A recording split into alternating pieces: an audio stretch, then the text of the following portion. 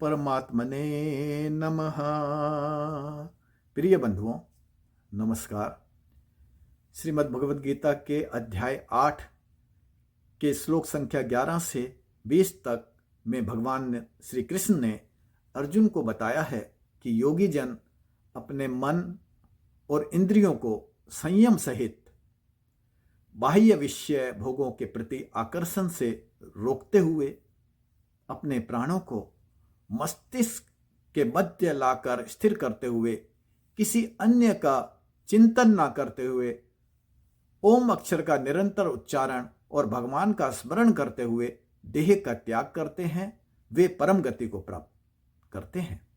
ऐसे महात्माओं का, जिन्होंने परम सिद्धि यानी भगवान के धाम की प्राप्ति कर ली है, उनका पुनः इस परिवर्तनशील दुखमयी संसार में जन्म नहीं होता। ब्रह्मा जी का लोक भी आवागमन वाला होता है, यानी वहां के लोक को प्राप्त करके भी लोग मरते हैं और मरकर पुनर्जन्म लेते हैं। लेकिन जिन्होंने भगवान के धाम की प्राप्ति कर ली है, उनका फिर कभी पुनर्जन्म नहीं होता। भगवान ने ब्रह्मा जी के एक दिन और एक रात की अवधि बताते हुए कहा है कि सृष्टि के सभी प्राणियों के समुदाय ब्रह्मा जी के दिन में बार बार उत्पन्न होते हैं और बार बार रात्रि में मृत्यु को प्राप्त होते हैं, वे रात्रि में लीन हो जाते हैं। ब्रह्मा जी की अव्यक्त सत्ता से भी श्रेष्ठ अन्य अव्यक्त सत्ता भाव है जो सनातन है और संपूर्ण प्राणियों के नष्ट हो जाने पर भी नष्ट नहीं होती। आज श्लोक 21 से श्लोक 23 तक में हम जानेंगे कि ब्रह्मा जी से भी श्रेष्ठ अव्यक्त भाव सत्ता क्या है और उसे कैसे प्राप्त किया जा सकता है। श्लोक 21 और 22 में भगवान कहते हैं, अव्यक्तो अक्षर इति उक्तस्तमाह परमां गतिम यह प्राप्य न निवर्तन्ते तद्धाम परम ममाह। हिंदी अनुवाद है, उसी को अव्यक्त अक्षर और परम गति ऐसा कहा गया है, जिसे प्राप्त कर लौट कर नहीं आता, वह मेरा परम धाम है। श्लोक 22 में भगवान कह रहे हैं, पुरुष से परः पार्थ भक्त्या लभस्तव अनन्यया यस्य अंतस्थानि भूतानि येन सर्वम इदम ततम। हिंदी अनुवाद है, वह परमात्मा अनन्य भक्ति से प्राप्त करने योग्य है पार्थ, जिसके अंतर्गत सभी प्राणी हैं और जिससे संपूर्ण संसार व्याप्त है। भगवान कहते हैं कि ब्रह्मा जी के अव्यक्त भाव सत्ता से भी श्रेष्ठ मेरा परम धाम है, जिसे प्राप्त करने के बाद कोई लौटकर नहीं आता, उसका पुनर्जन्म नहीं होता। उसी को अव्यक्त अक्षर और परम गति कहा गया है। भगवान को, जो परम पुरुष है, केवल भक्ति से ही प्राप्त किया जा सकता है और किसी अन्य साधन से नहीं। परम पुरुष के अंतर्गत ही सब प्राणी हैं और उनसे ही पूरा संसार व्याप्त है।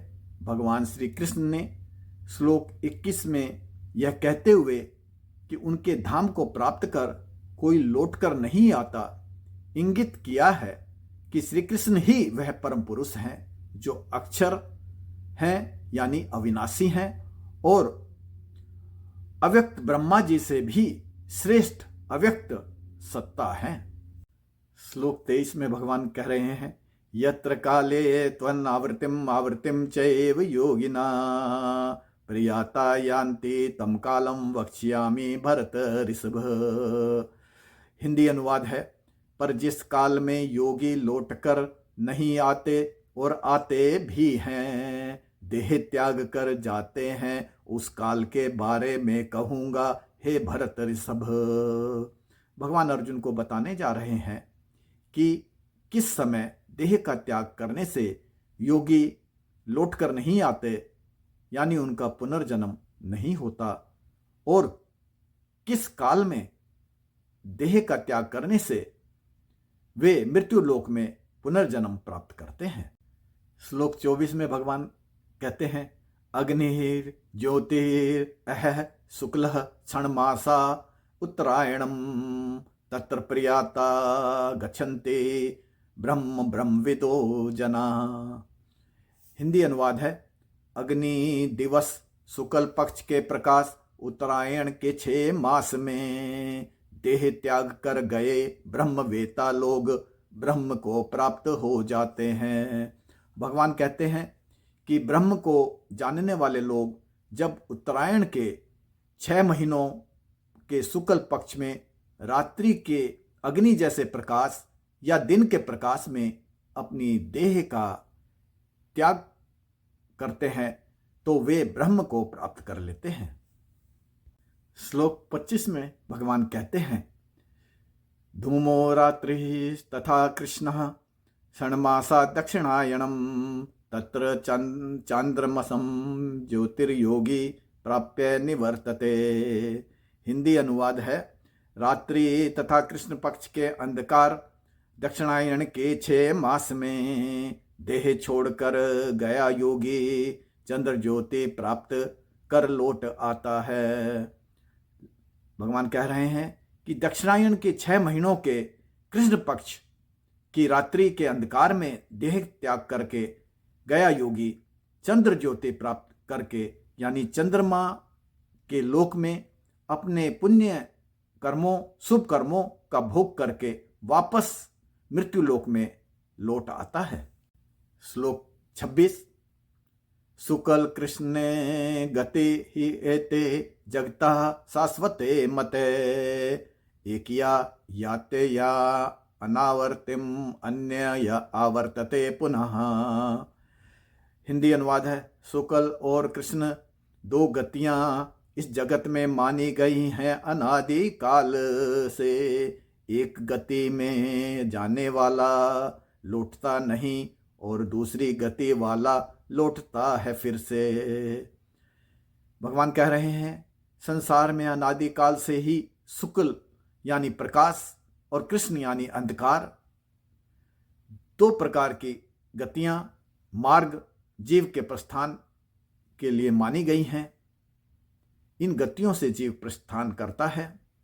अंधकार मार्ग से जाने वाला फिर से संसार में लौट आता है और प्रकाश मार्ग से जाने वाला फिर कभी लौट कर नहीं आता। श्लोक 27 में भगवान कह रहे हैं, न एते सर्ति पार्थ जानन योगी मुह्यते कश्चन तस्मात् सर्वेषु कालेषु योग युक्त भव अर्जुन।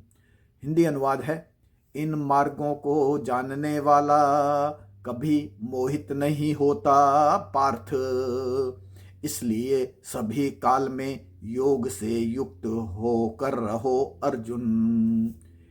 इन दोनों मार्गों का ज्ञान रखने वाला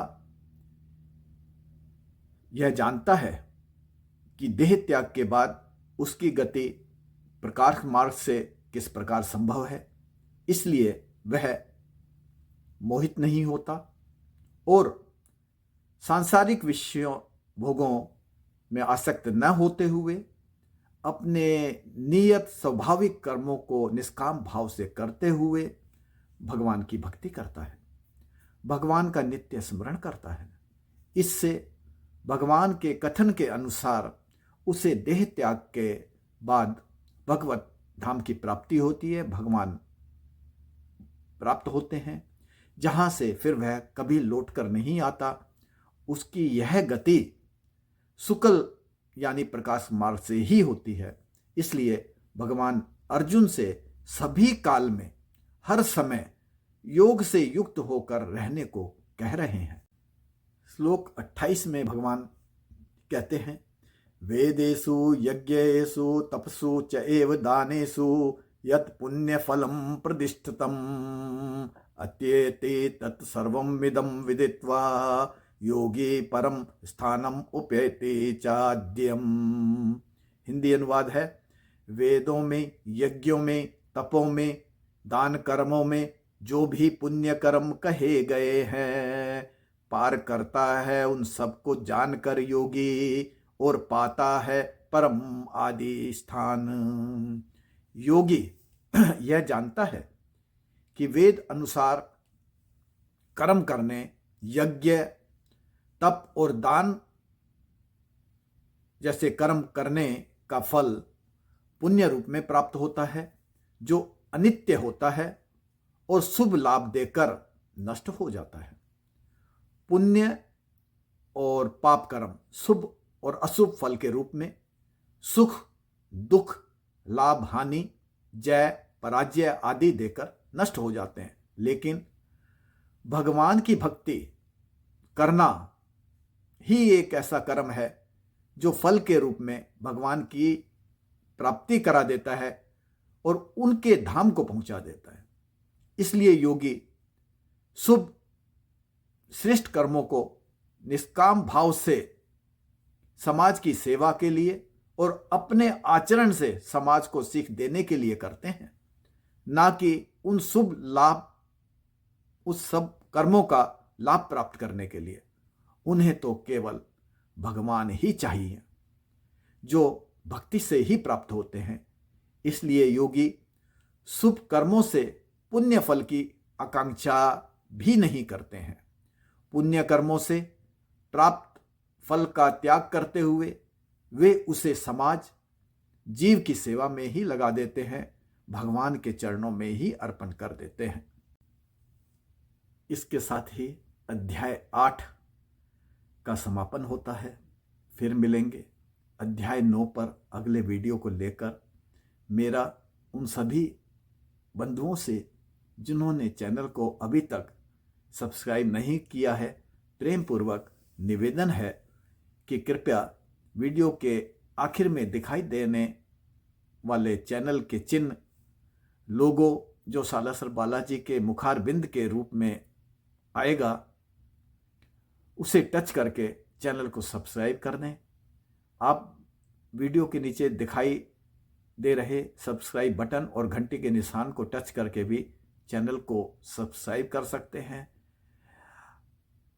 यदि आपको पसंद आए तो लाइक करिएगा और अपने कमेंट भी दीजिएगा, ताकि मैं अगर कुछ सुधार की संभावना हो तो उस पर भी मैं काम कर सकूं। आपका बहुत बहुत धन्यवाद। नमस्कार।